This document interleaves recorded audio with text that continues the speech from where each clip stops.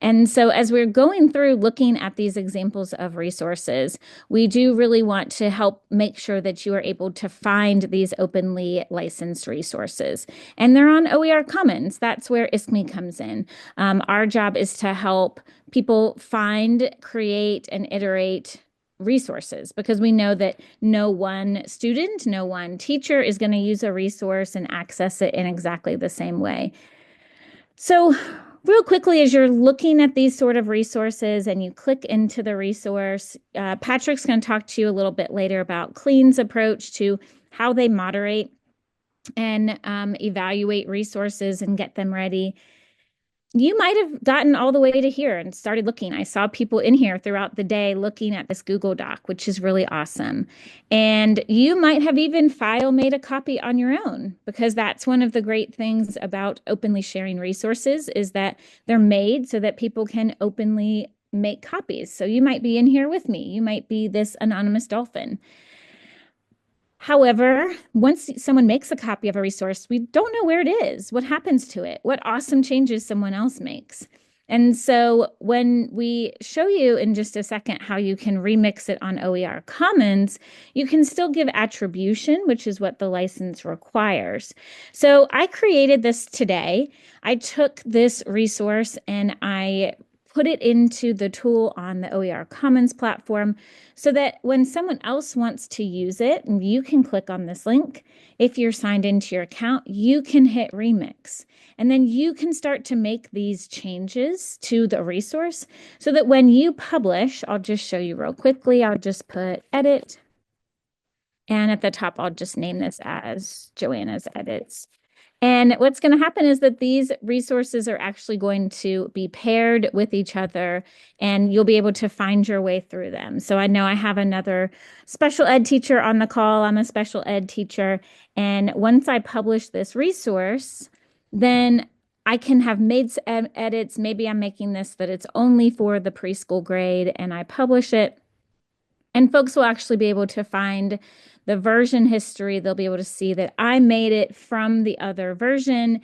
If they're on the other version, they'll be able to see that Joanna made a copy. So one of our hopes after this series is actually to connect with folks who are content creators and who, really want to help create all of these new versions of resources and share their wonderful edits that they make to resources, because that is what makes these resources living and dynamic and meaningful to our students.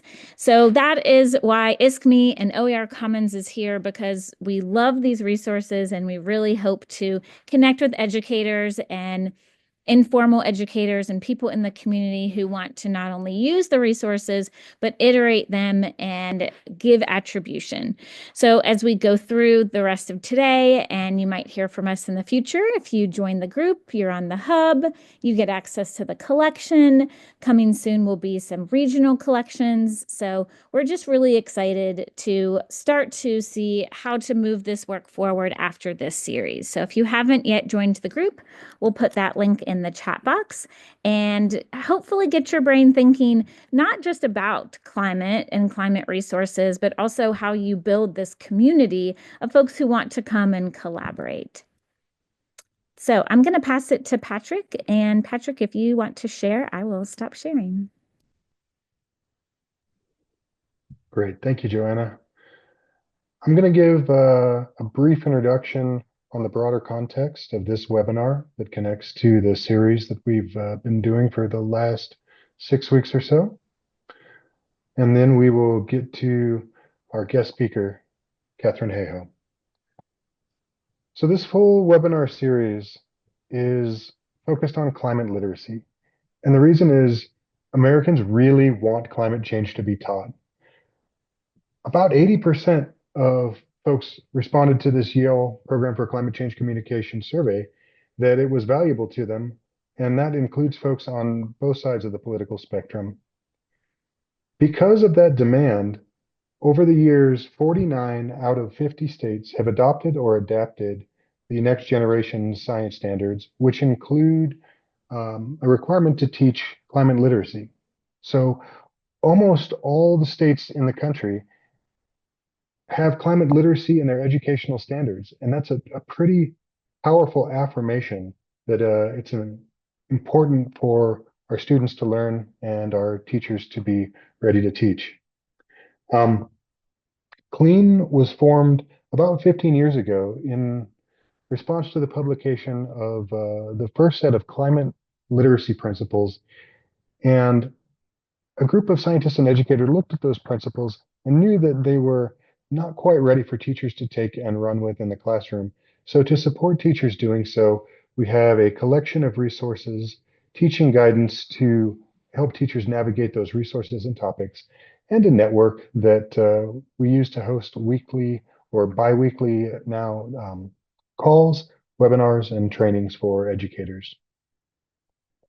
Climate literacy has evolved really significantly in the past 15 years. It started off with the focus on awareness of climate change and climate systems, but in the latest definition of climate literacy, we're moving beyond awareness to focus on student agency in this space. And that means instead of just understanding climate change, we're saying that students should understand how to address the possibilities to navigate those issues. And they don't just know where to find credible information, or they don't just know how to recognize it, but they know where to find it. They know how to communicate in ways that connect with their audience and accomplish the goals of that communication instead of just saying they should be able to talk about climate change. And finally, they have that sense of agency and are able to make informed decisions. In practice with the climate literacy principles, this looks like a transition from looking at this whole climate system and saying we need to be aware of all of it, and then our part in it, and then to a lesser extent, how we can engage. That was 2009. In 2024, the principles say basically we should simplify our focus on understanding to acknowledge that we're burning things that's causing greenhouse gas. Greenhouse gas warms things, and that has consequences. But we have the ability to adapt and mitigate these changes and need to focus on both of those aspects of the issue. And if we focus on climate justice and hope, we can find pathways forward that lead to transformative climate action that will meet the needs of this moment. That's a really powerful transition. And as part of this, we have acknowledged that moving from awareness to agency means including things like climate mental health, which we'll focus on for the workshop portion of this webinar after Katharine finishes her talk. So I really encourage you to consider staying for that workshop to explore those resources with us. And without further ado, I want to introduce Katharine Hayhoe, who is one of the most renowned climate scientists in the world and one of the best climate communicators in the country. And if she wants to introduce herself further, I definitely would invite her to do so. But I will hand it over to you, Katharine, to jump in. All right, thank you so much. Well, I am a climate scientist. I am a four-time author of the National Climate Assessment. That's right, I was lead author for 2, 3, 4, and then I also served as an author for 5. And one of the reasons why I spent so much of my time on the National Climate Assessment, because as you know, it is completely unpaid and voluntary, and it takes the place of all kinds of other things scientists could be doing. And I'm not a federal employee myself, is because it addresses one of our primary needs, which is to help us make the head to heart connection. It helps us understand how climate change is affecting us here and now in ways that matter to us. So I'm going to touch on that in my presentation, but the presentation I've been asked to give today, and I'm very pleased it's the last one in an excellent series that you've been having, is on hope and transformative action. So let me share my screen with you and we will get started.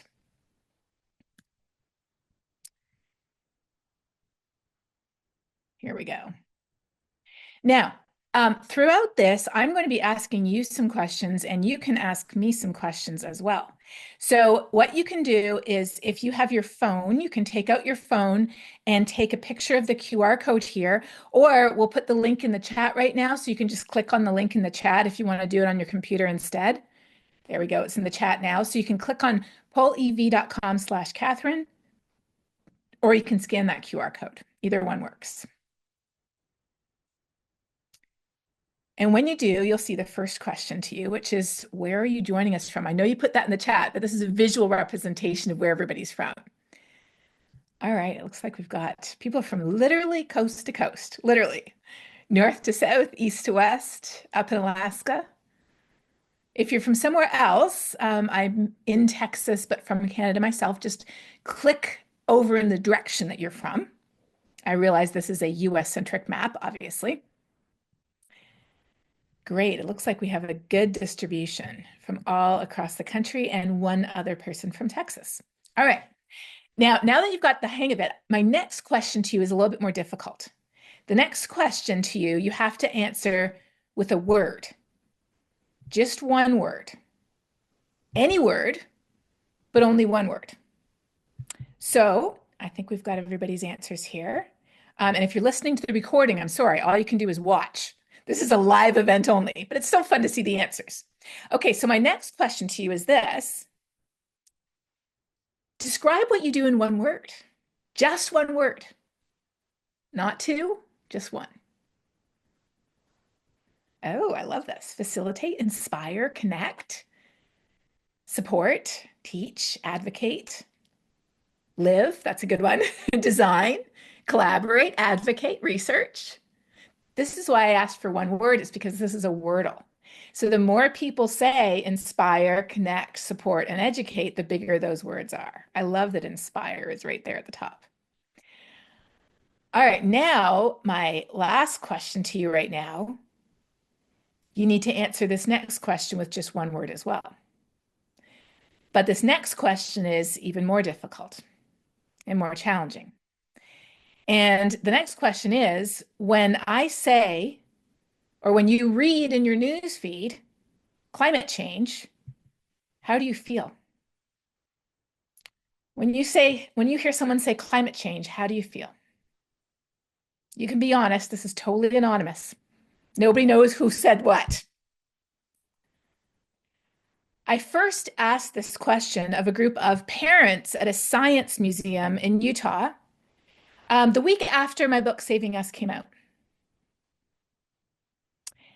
And I should have actually copied those answers and put them right here, because I don't think you can tell the difference between their answers and yours.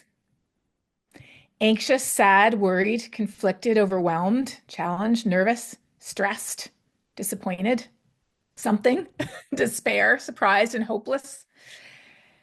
I've asked this question since then of teachers, students, scientists, healthcare professionals, gardeners, faith leaders, architects. And I have not had a single group that was significantly different than this. Every group, between 90 to 95% of the answers are along the lines of anxious, worried, overwhelmed, and hopeless. So when I give presentations, I typically collect questions this way too. And I'm going to leave this open the whole time I'm speaking. So at any point, you can put a question in, and you can see what questions other people are asking, and you can upvote the questions you're most interested in. So you can do this at any point. But I've been doing this already for about 10 years. And I noticed a few years ago that at the top of every single question list, no matter who I was speaking to, like I said, it could be high school students, could be climate scientists, could be doctors, could be botanical artists. At the top of every set of questions that I got, I had some variant of this question. What gives you hope? Or the flip side, are we screwed? That was at the top of every question list that people gave me in every presentation I've done. So I decided to try to figure out what the answer to that was. What really does give us hope? The answer is not in the physical science. The physical science rarely gives us hope. Social science has much more to share. Neuroscience has information to share. Theology has information to share. all kinds of other areas besides physical science have something to say about this question. And so when we look at books, there's great books like A Field Guide to Climate Anxiety, How to Live in a Chaotic Climate, and then my own book, Saving Us, that I wrote specifically to answer this question, what gives you hope? So here in brief is the answer I found.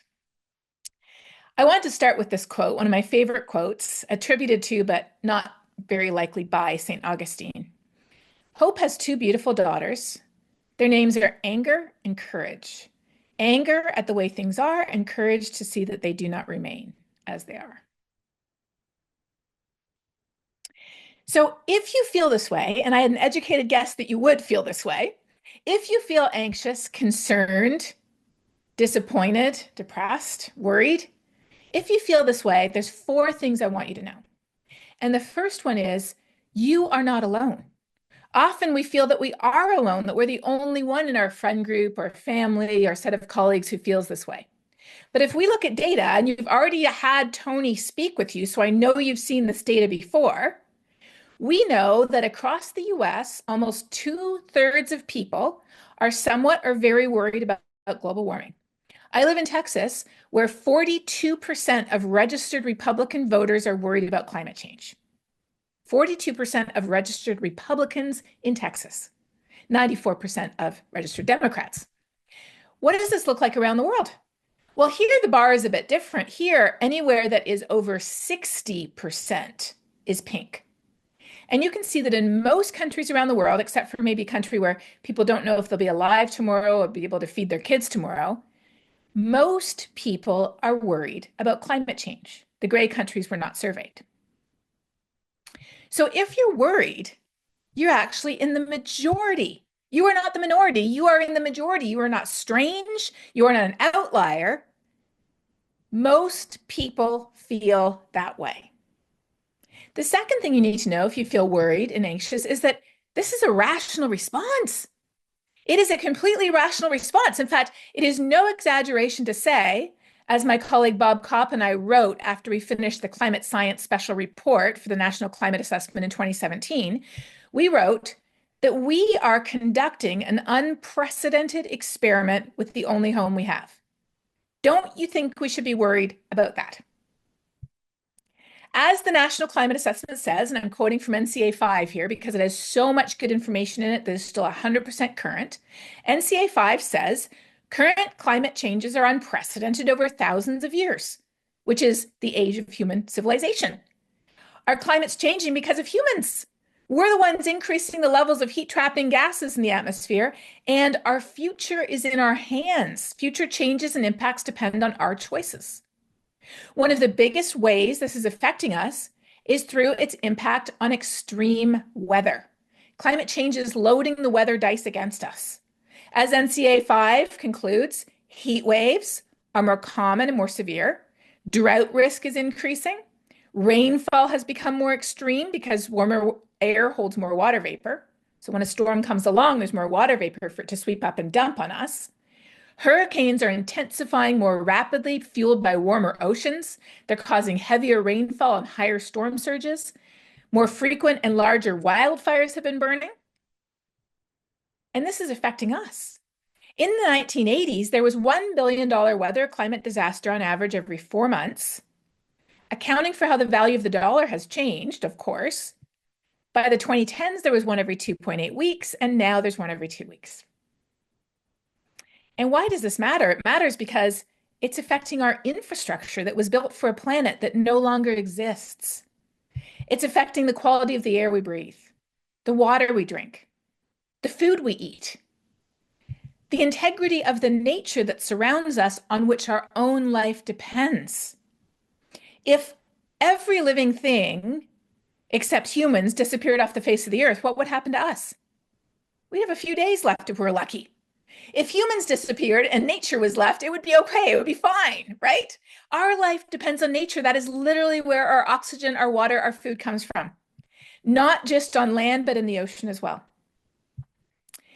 And of course, climate change affects us all, but it does not affect us equally. At the global scale, as the National Climate Assessment concludes, Climate change exacerbates inequalities between countries, with the most vulnerable and poorest countries being affected hardest and most. But we know that within the United States, within a given city, during a heat wave, that neighborhood can be up to 15 degrees Fahrenheit or more hotter because of lack of green space due to historic racist redlining practices. And climate change exacerbates those impacts too within a given city, as well as between have and have not communities, as well as between countries themselves. So it really is not about saving the planet. The planet will be orbiting the sun long after we're gone. This is really about saving us. And when I say us, I'm referring to every living thing on which our own life depends. So if you feel this way, here are the 4 things you need to know. First of all, you are not the only one who feels this way by a long shot. The majority of people feel the same. And this is a completely rational response to knowing what's happening.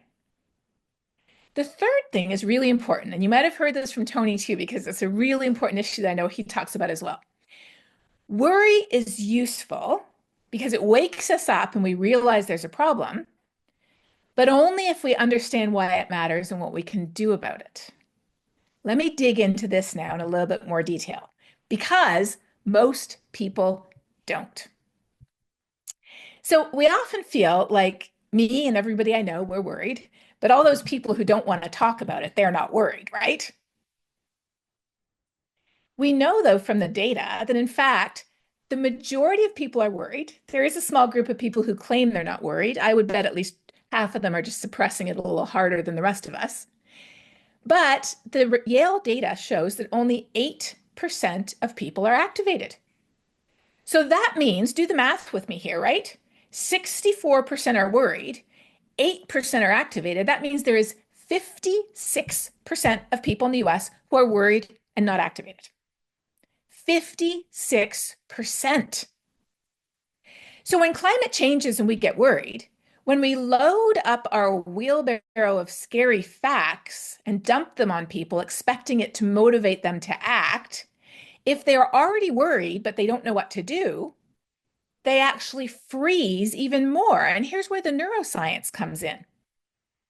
Tali Sherrod is a neuroscientist who wrote a really interesting book called The Influential Mind. And one of the things she says in there is so relevant. She says, fear and anxiety cause us to withdraw, to freeze, to give up rather than take action. That is how our brains are programmed. So if once we're worried about something, if we don't know what to do about it, we are stuck in this loop that actually paralyzes us. And some people go so far as to say, well, there's nothing we can do about it, so I'm just going to get on social media and attack climate scientists and anybody who says there is something to do about it. That's actually a fear-based defense mechanism to not knowing what to do about this problem. So what do we need to do?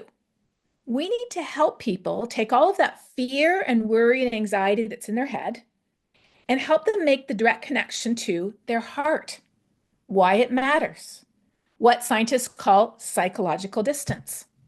We often push things away from us. We see them as far away in time or space, abstract or irrelevant. And this is exactly what's happening with climate change. Around the US, most people agree it's happening. Most people think it will harm plants and animals. Where's the psychological distance there? Non-human species. Most people agree it will harm future generations. Where's the distance there? In the future, not now. Most people think it will harm people in developing countries. Where's the distance there? Over there, not here. And then the Yale researchers asked, do you think it will affect you? This is the head to heart gap I'm talking about. We have to talk about what is happening now, not only in the future, what's happening right here, what's happening in concrete ways that are directly relevant to us. We also have to make the heart to hands connection. This is called lack of efficacy. We don't think what we do will make a difference. People are willing to change if we think the solutions are going to be better, But most people are telling them the solutions will be worse. You can have less, do less, travel less, eat less. There's this whole mantra about how all the solutions are about less. And people are willing to change if they feel what they do will make a difference, but most people think not. So let me give you a very concrete example. If you remember a number of years ago, not that long ago, 2 summers ago, there were the Canadian wildfires. I assume some of you put your hand up if you did. You experienced the smoke. Yes, I see some head nods. Yeah, exactly. I see some hands. So these were unprecedented wildfires, the likes of which Canada had never seen before. So if not enough people were worried in Canada, and we have an election coming up in a couple of weeks, if not enough people were thinking of climate change as an electoral issue, you would think these wildfires would really boost those numbers, right? If most people aren't worried. But you saw that figure, and it was for the US, but it's true for Canada too. We have not worried, and then we have worried, and then we have activated a very small group over here. So, based on what I just shared, what do you think the Canadian wildfires did to public concern about climate change in Canada?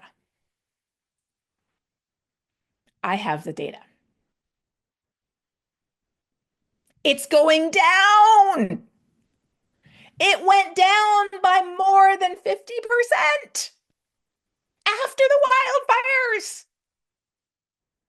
And that's not because people deny the reality of this issue. More people in Canada accept the reality than they do in the US. It's because they don't think they can make a difference. So let me tell you what these lines mean. And you can see all the lines are going down. The top line is I'm willing to do something. It's gone down from about 75% to about 67%. The next line is I believe my actions matter. You can see that one's heading down too. Then you can see people who I know are doing something. And then the last one is most of my friends are doing something. Nobody thinks anybody's doing anything. And so now, with our election coming up, 70% of Canadians are more focused on other issues, which of course are all being affected by climate change. Every issue that people are concerned about, cost of living, housing, groceries, geopolitical insecurities, it's all being affected by climate change. They're just pushing it back. Why? Because they don't know what to do about it. And then this is a horrible figure, but let me just explain why I'm showing it to you. This is a graph of people's answers in Canada. And it shows that the people who are willing to act, so the ones who are near the top are the ones who are willing to act, are generally the people who think what they do makes a difference. So there is a strong correlation in real data in Canada between am I willing to do something and do I think it will make a difference? This is efficacy. So how do we tackle the head to heart gap and the heart to hands gap? How do we tackle it? Well, Tony's data has one more thing that's really important, and it shows us that there's something we're not doing. So I left off here that we show that we don't think climate change will actually affect us, but there's a darker blue map, and the darker blue map is, just a second here. Oh, this is the global map. Are we worried? The darker blue map is we don't hear about it. Oh yeah, here we go. So this is, do we think it will affect us? This is whether we hear about it. And then this is the global map, are we worried? And this is the global map, do we hear about it? But even on this global map, I can't prove it. But I think you can see the impact of one individual on this global map. Because there is a country here where a 13-year-old girl took a piece of white cardboard and painted "School Strike for Climate" on it 5.5 years ago.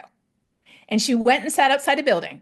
And I do not think it is an accident that her country, Sweden, is one of the darkest colors on this map. And then around Sweden are the other pink countries. So why does this matter? Well, if we don't talk about it, why would people care? And if people don't care, why would they ever do anything about it? Talking is so simple, though, that we often overlook it. Now, I'm not talking about going out and arguing with the dismissives in our lives. I'm not talking about that. With people who are dismissive, it's best to say, I'm sorry, you're wrong, and now let's talk about something else. How about that sports team? Or isn't the weather weird? And they will probably tell you how the weather is weird. As one cotton farmer just said the other day to me in West Texas, he said, Well, whatever you're going to call it, something ain't right. So we can still have conversations, but not arguing about science. We need conversations that connect what? The head to the heart. And how do we do that? It's not about talking about polar bears. It's talking about where people are at. I talk about cotton with Jack, who's not the one who said what I just quoted. He's the one telling me how he hasn't had a decent crop since 2005. My colleague Joellen has to wake up her kids before dawn in Arizona in the summer because that's the only time it's cold enough or cool enough to play outside in the summer. I talk about how it felt to breathe in that wildfire smoke, or the people we know whose homes are being destroyed in hurricanes in Asheville or Florida or New York, or when our infrastructure is being affected. That's why NCA is so valuable, because it has a chapter on water, energy, land, forests, coasts, the built environment, human health. I mean, it's got a chapter on all these different regions and all these different sectors to make the head to heart connection. We also have data, and I'm very proud to have contributed directly to this atlas myself, where it's not, changes in average temperature per, SSP scenario. It's like, no, if the world gets warmer by 1.5 or 2 degrees, the change in the number of days over 100 degrees, which everybody relates to, is this. And you can click on the county, and I clicked on Tarrant County by Dallas. And here it is, the change in the number of days over 100 degrees per global warming level. 18 days, 22 days, 43 days, and just under 60 days. We can understand this. I know what this feels like. I know what my power bill looks like with days over 100 degrees. So to care about climate change, you don't have to be a certain type of person. You just have to be a human being, and we have to help people make that head-to-heart connection with what they already care about. The people, places, and things they're already passionate about, whether it's sports, whether it's a hobby, whether it's a faith, whether it's a place where they live. Everybody already has every reason they need to care. We just have to help them find it. That's the head to heart. But then we need to do the heart to hands. And that's where solutions come in. And that's why the fourth and last thing I want you to know is that we can't fix this alone, but we can fix it together. And this actually feeds directly into Principle 8 of the Climate Resiliency Guidebook. Principle 8 is a livable and sustainable future for all is possible. It is possible with rapid, just, and transformational climate action. It is possible. So what do people need to know? Well, here the physical science actually does have some hope. It says, this is literally from the IPCC 1.5 degree report. It says, every action matters. Every bit of warming matters, every year matters, and every choice matters. If you go to my Instagram account or my Threads account, you will see, or my Blue Sky account, you will see pinned to the top of it this social science base list of the most effective things an individual can do to make a difference. Start a conversation about what? Heart and hands. Join a climate action group to magnify your voice. Consider where you keep your money, spark ideas for change at work and school, hold politicians accountable, not just with your vote, but as Tony's data shows, most politicians underestimate how much their constituents care because they never hear from them. And then I like the last one, reduce your personal footprint, but don't keep it a secret. Make your actions contagious by talking about it. As Bill McKibben says, the most important thing an individual can do right now is not be such an individual. Each of us has a role to play that begins with using our voice. So I love to talk about how climate solutions give us cleaner air and water. They protect us from disasters. They improve our health. They provide more affordable energy. They reduce inequalities. They create healthy food systems and ecosystems. They give us a better world. And the neuroscience backs this up. When climate changes and we get worried, and instead of sharing more scary facts, we share heart and hands. Why it matters, here, now, in ways that are concrete and relevant, and what positive solutions look like, people feel empowered and action results because, the human brain is built to associate forward action with a reward, not avoiding harm. So reframe your message so the information you provide induces hope, not dread. This is from a neuroscientist, and she is not talking about climate change. She is just talking about how the human brain works. So to quote Greta, she puts it differently, but it's the same idea. The one thing we need more than hope is action, because once we start to act, hope is everywhere. There's this positive feedback loop between hope and action. And how do we get people on board? By helping them make the head to heart to hands connection. By helping them understand that climate action is not a giant boulder sitting there with only one person's hand on it. It is already rolling down the hill in the right direction. It has millions of hands on it. And if I add mine, and if I use my voice to encourage others to add theirs, it will go faster. So if we know what to do, and we do, my only question is, what are we waiting for? Now, before we go to your questions, I have one last question for you. So go ahead, and if you don't mind putting the polev.com link in the chat again. And if you still have it on your phone or computer, you can use it again. I have one last question for you. Now that you understand what is holding us back, that people have not connected the heads to the hearts to the hands, how do you feel? And I love that the first name word is motivated. Yes. Don't you feel motivated if you know what to do now? Now we actually know what to do, and we know it will make a difference.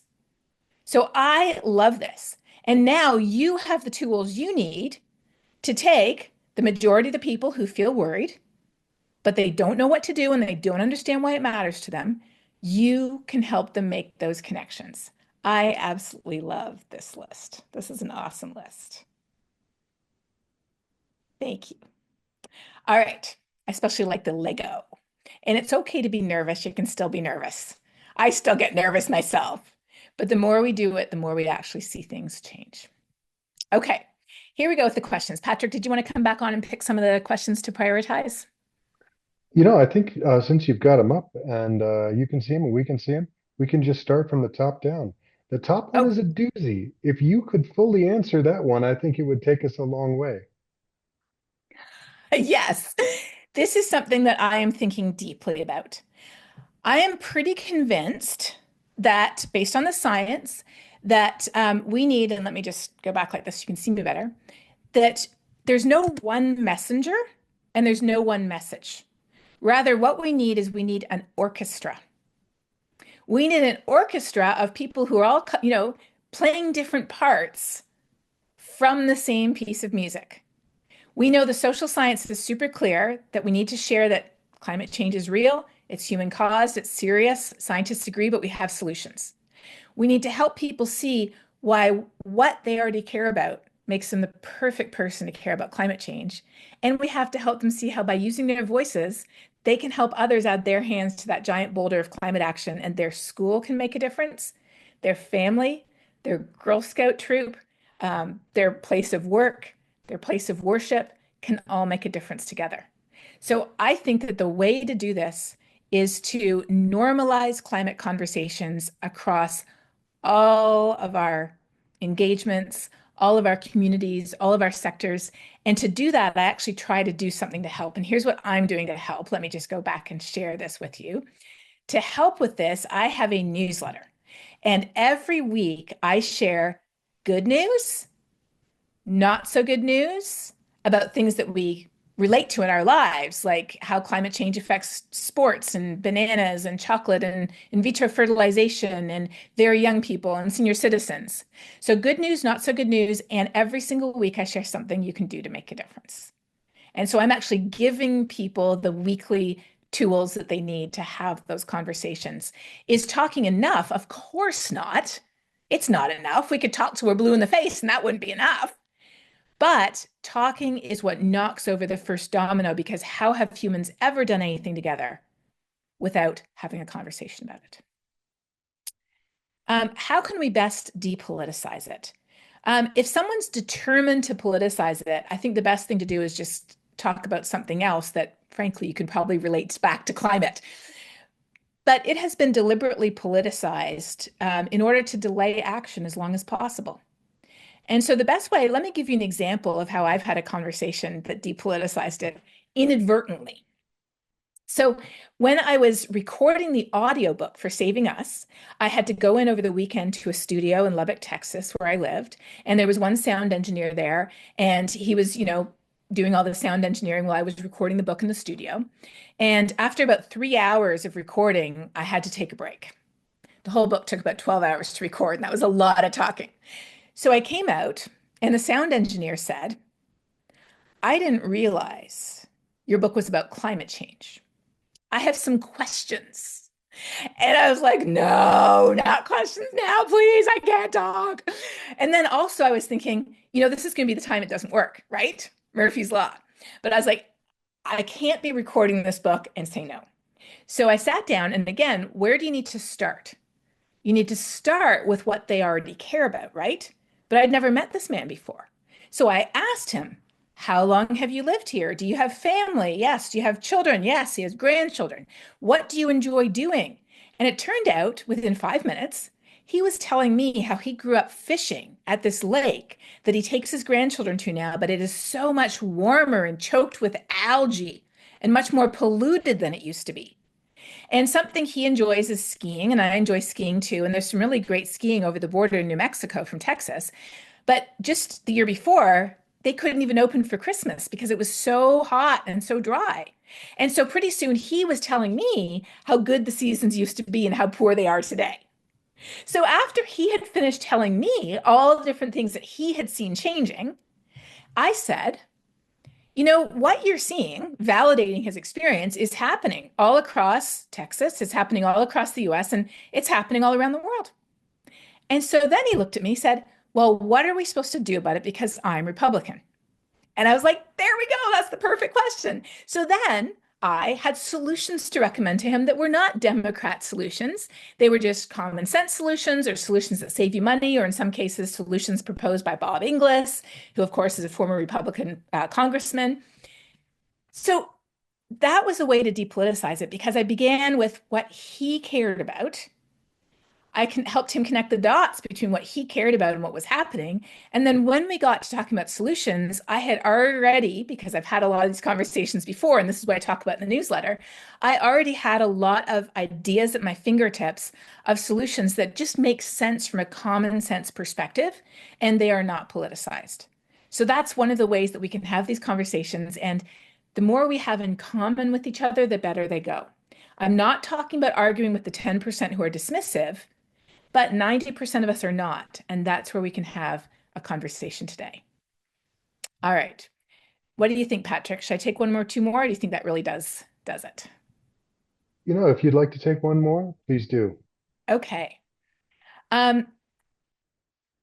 Okay. Great. Three great questions. Let me do a speed round, okay? Why is it not too late? It's not too late. Well, first of all, it is too late to prevent any impacts. It's like we've been smoking a pack of cigarettes a day for years and even decades. We have some spots in our lungs. We have reduced lung capacity. We are not going to win any marathons anymore. That's done. But we don't have lung disease. We don't have lung cancer, and we're not dead yet.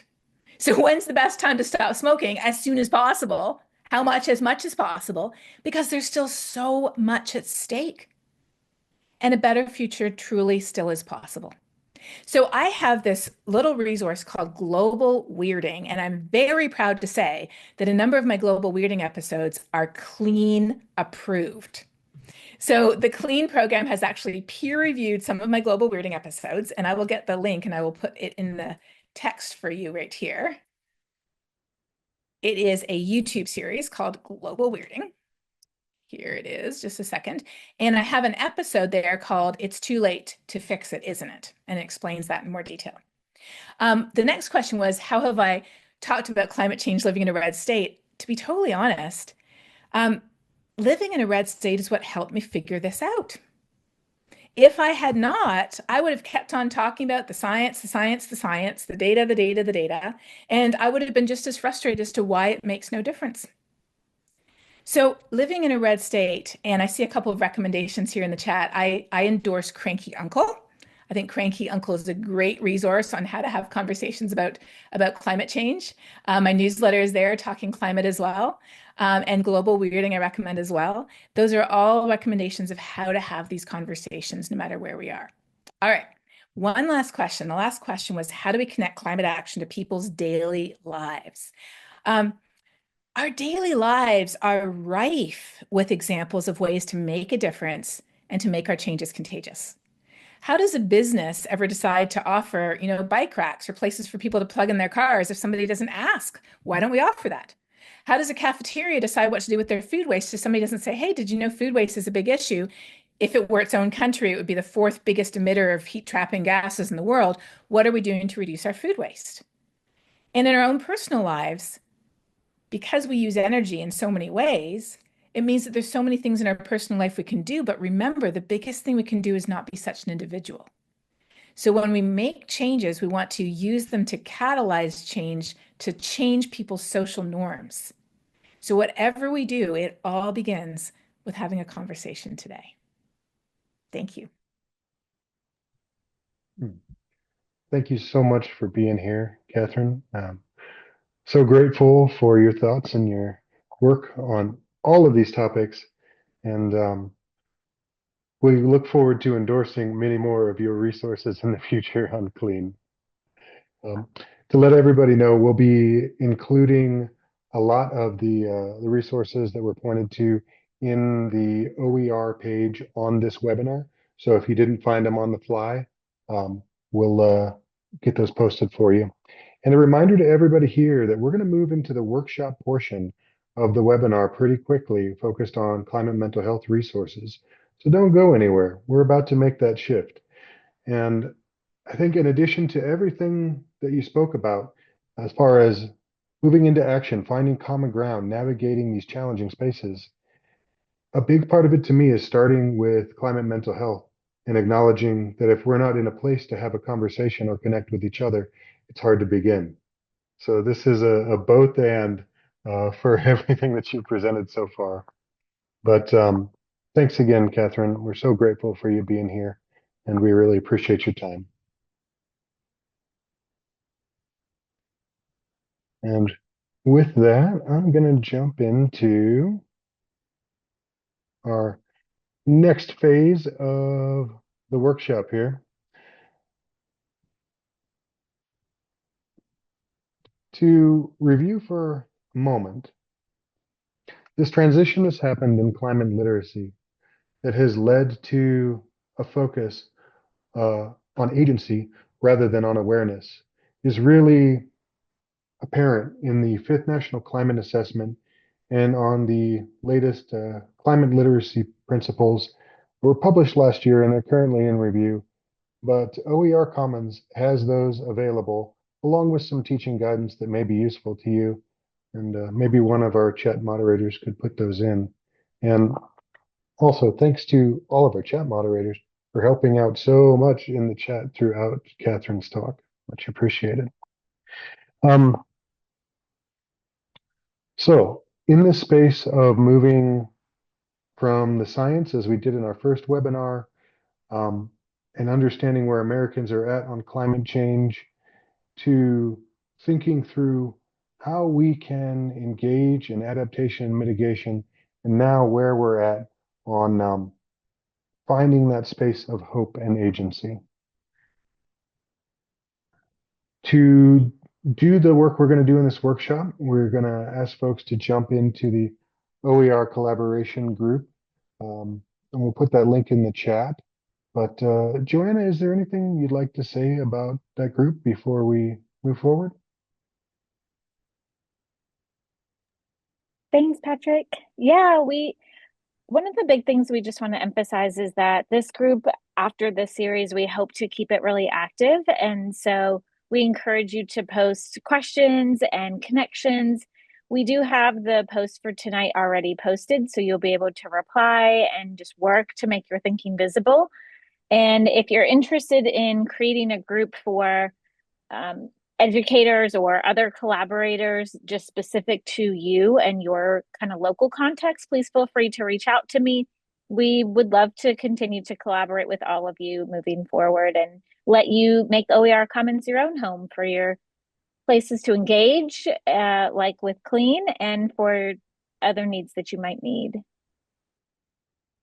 Awesome. Thanks, Joanna. And to reiterate what you mentioned in the beginning of the webinar, one of the most powerful things about using OER Commons and finding the resources here is that as you edit and modify and remix these resources, you can make them available for folks who might be looking for the same modifications you've done, and the resources are traceable back to their sources as well. So it's interesting, Katharine wasn't able to share her slides beforehand. And so my first question actually was going to be, how are you feeling about climate change? But taking that pivot, um, thinking about what Katharine offered in that talk and how you felt at the beginning and the end of it, I was wondering if in the discussion board, you could reflect on if those feelings changed, if so, how they changed, and why. So I'll take a few minutes for folks to respond in the discussion board. And if you are on your phone or unable to get in there, feel free to put your answer in the Zoom chat, even though we'd love as many folks as possible to jump into that collaborative space in the discussion board. And if you are in the middle of dinner and not able to jump into the response, we're going to move through a number of these climate mental health resources and questions and explorations. So feel free to stay on and listen if you cannot jump in and respond. I'll give folks a few minutes to get to the discussion board if you can, and to answer in the chat if you can't.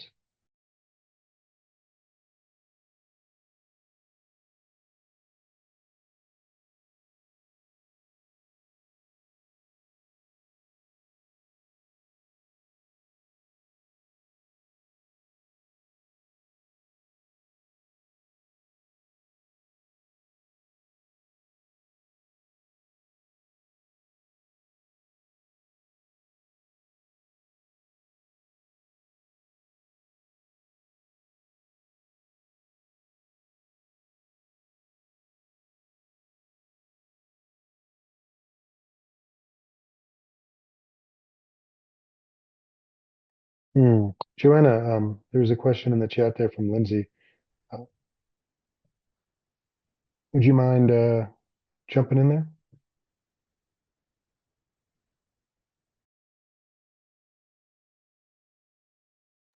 Sure, Lindsay, that is the specific thread. I just didn't realize we were changing the first question, so I'm editing that now, but you can go ahead and just hit reply and it'll stay in the thread. Thanks. Apologies, that's my fault. I had to do a quick pivot since you'd answered that question twice already.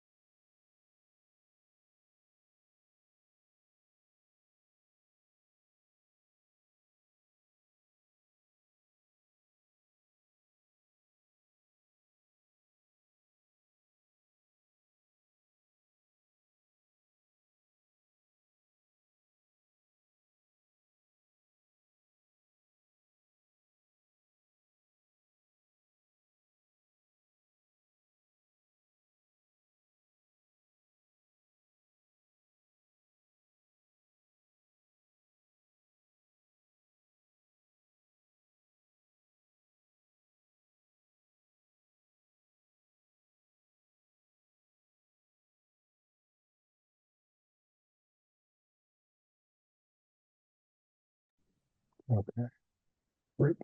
Katie, Gina, or anybody who's moderating, are there any replies that you'd like to highlight or anything that you'd like to add?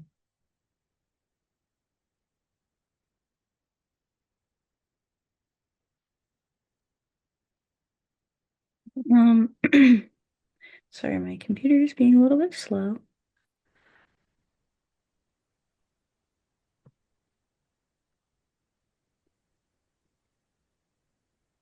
I can jump in, Gina. Yeah. Um, I've only seen a couple of responses so far, but I will say it's a mixture of still feeling nervous and someone else feeling a new sense of renewal. Mm, Um, so a little bit of inspired and still, feeling some of that anxiety around climate change. I think that's sure. there. Appreciate Yeah, that. and I just wanted to add to folks that it's okay for you to hit reply after you answer number one, and then you can go back and edit it and add number two, three, and four as we go. So as we kind of move through each one, it's okay for you to just hit that reply, even if you're not done with all your thoughts. Mm, thanks, Joanna. So this activity of considering how you're feeling about climate change, I think can be pretty powerful. And Catherine illustrated that because even if you were in that negative space of nervousness and anxiety, voicing that and being able to discuss it and identify it gives you a voice. And this is especially true for students. In our climate mental health activities, the first one focuses on this climate emotions wheel. And this is a great tool for students who may need a little prompting when they're considering their emotions around climate change. I generally like to first ask the open-ended question how folks are feeling, as Catherine did, because it allows for a broader spectrum of possibility. Whereas if you put this up directly, then students often choose one and go with it instead of thinking more deeply about where they're at. But again, it can provide a useful aid for folks who aren't quite sure how to describe their feelings. And just by doing this, it helps address how youth emotions are manifesting about climate change in the United States and beyond. This survey was done a few years ago, but you can see that youth are holding a lot about anxiety, sadness, fear, anger in this top few answers.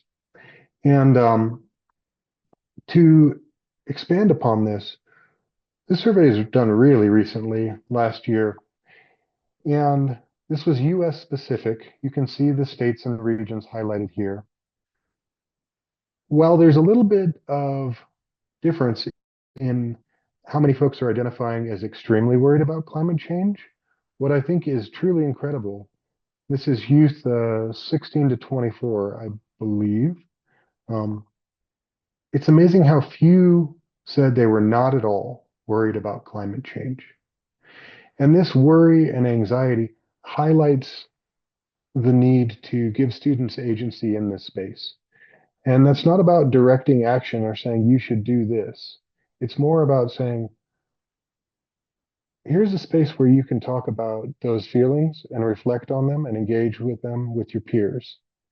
And having those discussions, especially using the tools that Catherine highlighted from the National Climate Assessment, the Atlas portion of the National Climate Assessment, and the Yale Project on Climate Change Communication, can really help folks to move through those feelings rather than just hold on to them. So, as a start, I would encourage y'all to think about adding that question after you teach a lesson on climate, whether it's in a science class or otherwise, on just to start it off or end it with, how are you feeling about all this? And take 5 minutes to do that. It really does make a difference for agency. So, to respond to the need for resources on um, climate mental health, Clean has worked with the Climate Mental Health Network and other partners to develop a set of strategies for students and educators and really everyone to navigate the challenges of climate mental health and all the emotions it can bring up. I think this is a really powerful set of strategies, And we've got these posted on our CEEE, the Center for Education, Engagement, and Evaluation website. You can put that in the chat, possible. And I want to highlight that when you get to this landing page on climate and mental health,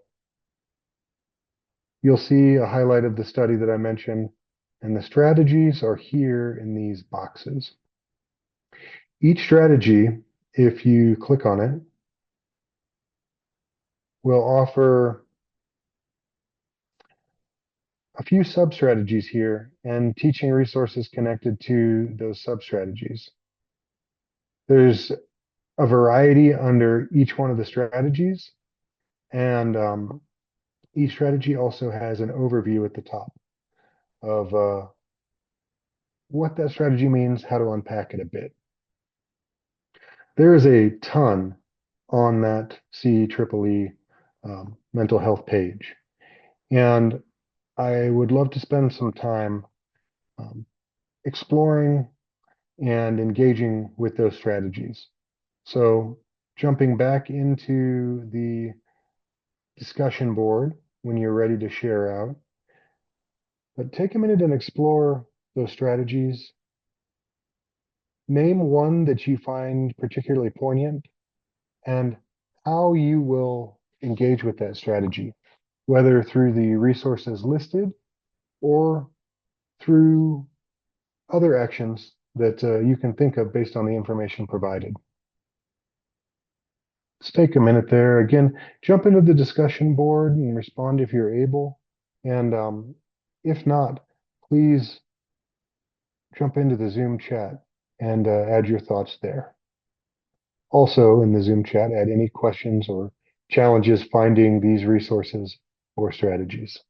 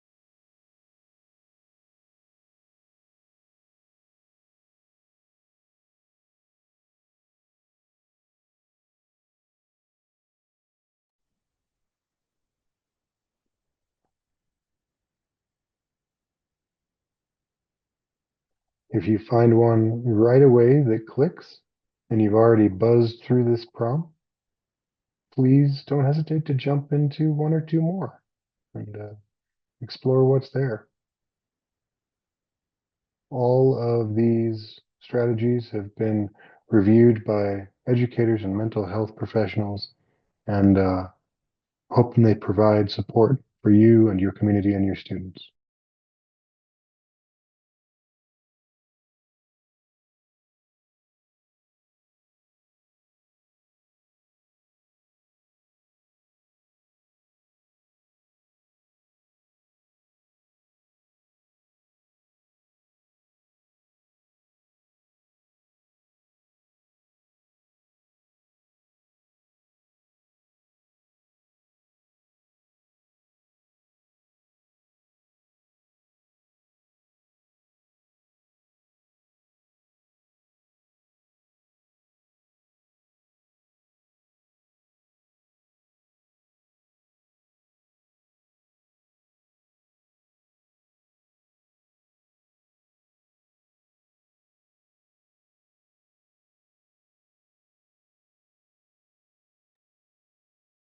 I think folks are still working on the strategies, but I just wanted to jump in and say we did have some more feelings that came up.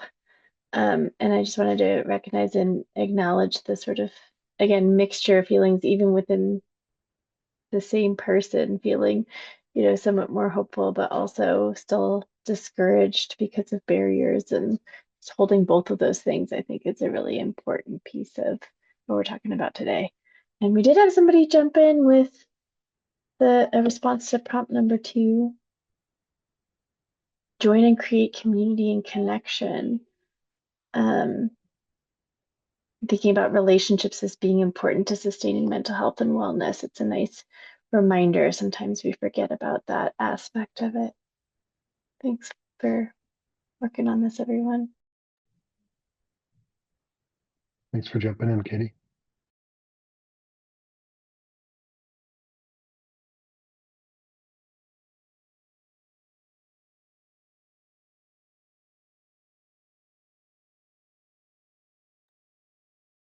We'll take just a couple more minutes on this prompt. I know that there's a lot there on these strategy pages.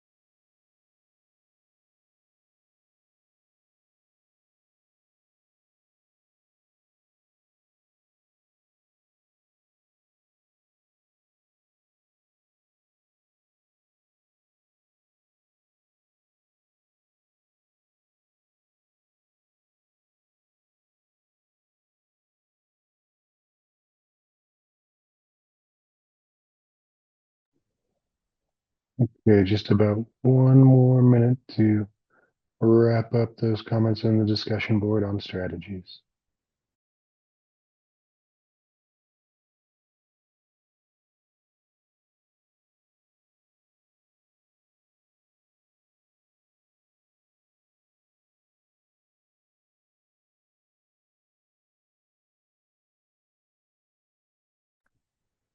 Looks like we have another vote for join and create community.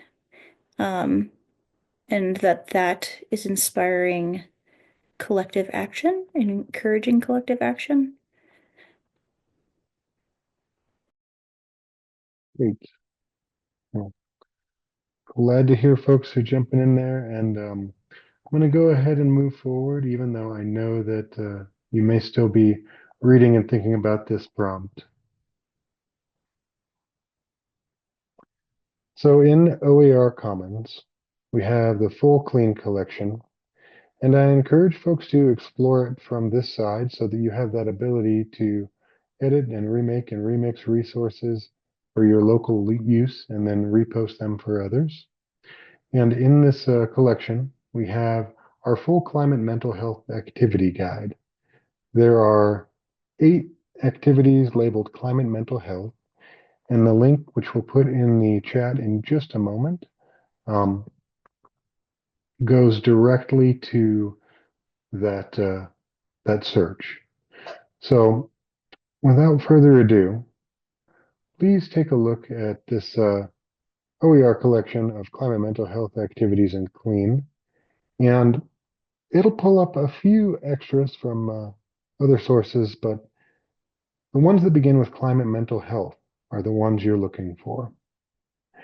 Go ahead and find an activity or two to explore, and consider which of those activities you could use with students or community members in events and lessons that you already have planned.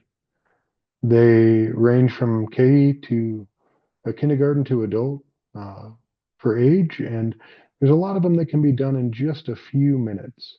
So if you don't find the perfect one on the first try, explore a few of the others, and I'll give you a few minutes to jump in.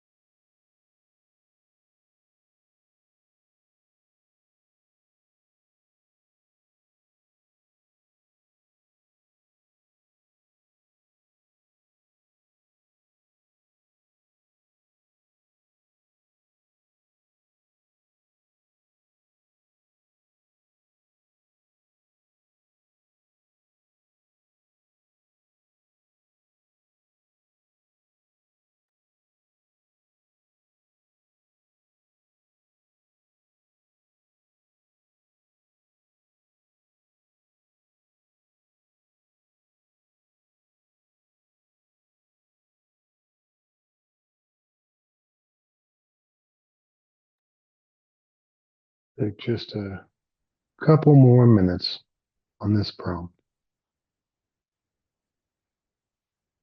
If you've already jumped in and explored one, feel free to check out a couple of the others. Each of these activities offers a little bit different way to engage with students and connects to different climate mental health strategies.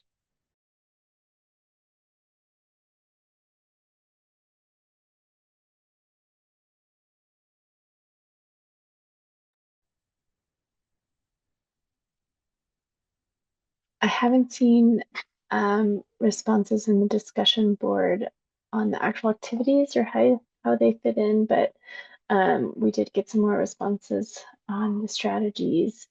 Um, Somebody mentioned realistic hope and trying to use that idea. So being hopeful, but also keeping that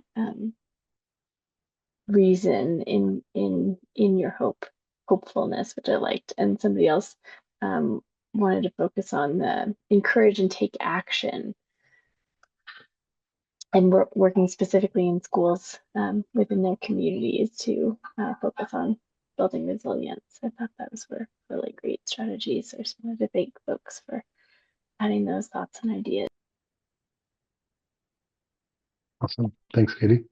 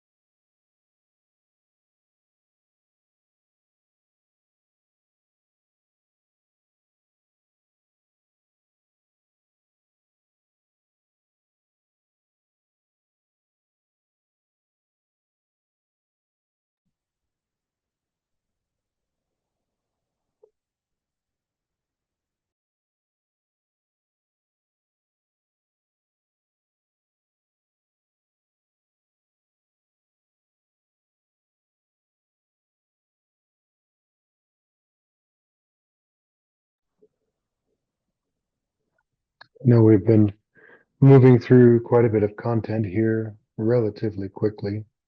So we'll take just one more minute. And my main hope is that you are aware of these resources and know where to find them and explore them further so that you can get to them when you need them.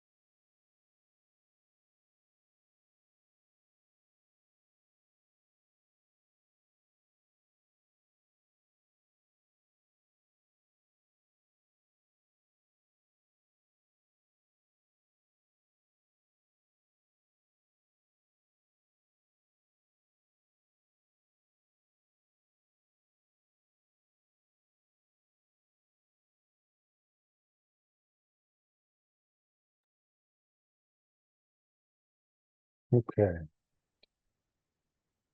Well, thank you to everybody who jumped into the discussion board. And even if you didn't, that's all good. I hope you were able to access these resources and will continue to do so. I'm going to go ahead and wrap up for the evening here. So a reminder that our first three Hey, webinars Patrick, in before you wrap up, did you want a couple people did add the visioning climate mental health activity, visioning Mhm. possibility to help envision a better future, and the facilitating discussions and creating solidarity teacher guides. So helping teachers Mm. know how to facilitate their discussions in with students. I just wanted to mention those. Thanks, Patrick. Yeah, awesome. Thank you, Katie. So yeah, as a reminder, this is the last of our four-part webinar series, and it's been a really fun ride going from Anthony Lasarowicz to Raj Pandya, Xavier Cortada, and Adam Roberti, and finally Katharine Hayhoe. If you missed any of these, I would encourage you to explore the recordings and continue connecting with us, both OER and CLEAN. We'll be moving forward with some regionally focused resources in the next few months, as Joanna mentioned. And specifically with CLEAN, here are a number of ways to connect with us, both on social media um, and through our network and newsletter. And if you or groups that you know would like us to jump in with some professional development, we do that for free for shorter sessions. So please connect with us at that clean@colorado.edu email. Joanna, would you like to jump in? Absolutely. Yes. Thank you, everyone, for joining us tonight. We really look forward to keeping in touch with you and seeing how you might move forward the work of climate literacy and resources. So please keep our email addresses. I know I was the pesky one sending you lots of reminders, but we are really grateful for your time and your connection tonight. And if you're creating resources or adapting resources or evaluating them, we really are excited to collaborate with you on OER Commons. So keep in touch, because the more open we are with creating resources, the easier it is to then implement them if you have some really great high quality ones, especially when there's enthusiasm. So thank you for sharing your time with us tonight.